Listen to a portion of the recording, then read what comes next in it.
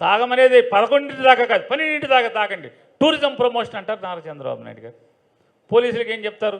మనకు ఆదాయం కావాలి, డబ్బులు లేవు, అప్పులు తేటాకు సరిపోవట్లేదు, లిమిట్ అయిపోయింది, మీరు ఎట్టగొట్ట పేమెంట్ తేండి తేండి తేండి అంటారు. ఇవాళ సామాన్యుడికి రోజు ఎక్కడ పోలీసు వాడు ఉన్నాడు, ఎక్కడ ఆపమంటున్నాడు, ఇదో కొత్త పద్ధతి. సోషల్ మీడియాలేమో పోలీసు ఆయన హెల్మెట్ కొనమన్నాడు అంటాడు. చూసారా?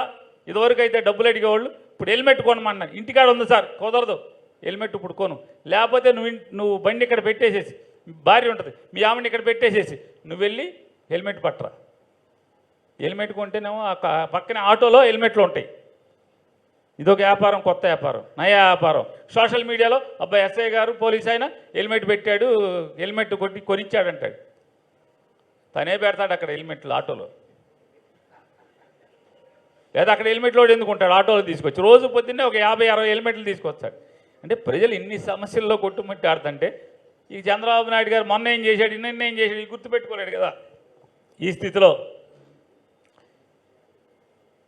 జగన్మోహన్ రెడ్డి గారు వచ్చిన తర్వాత 17 మెడికల్ కాలేజీలు తీసుకొచ్చాడు.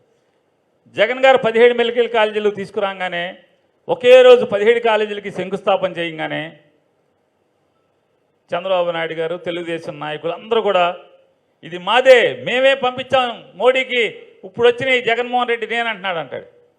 సాక్షాత్తు అసెంబ్లీలో నారా చంద్రబాబు నాయుడు గారితో పాటుగా హెల్త్ మినిస్టర్గా ఉన్నటువంటి అప్పటి భారతీయ జనతా పార్టీకి సంబంధించినటువంటి మంత్రి గారు కామినేని శ్రీనివాస్ గారు, వైద్య ఆరోగ్య శాఖ మంత్రి గారు, వైద్య విద్యాశాఖ మంత్రి గారు, వారు అసెంబ్లీలో ఇప్పటి తెలుగుదేశం నాయకుడు అప్పటి వైఎస్ఆర్ కాంగ్రెస్ పార్టీ శాసనసభ్యుడైనటువంటి సుజయ్ కృష్ణ రంగారావు అనేటువంటి ఒక ఎమ్మెల్యే ప్రశ్న అడిగితే ఆ ప్రశ్నకి భారతీయ జనతా పార్టీ నుంచి తరపున మంత్రిగా ఉన్నటువంటి కామినేని శ్రీనివాస్ గారు చంద్రబాబు నాయుడు గారు పక్కన కూర్చుండగా 200 కోట్ల రూపాయలు అవుతుంది ఒక్కొక్క ప్రభుత్వ మెడికల్ కాలేజీ నిర్మాణానికి,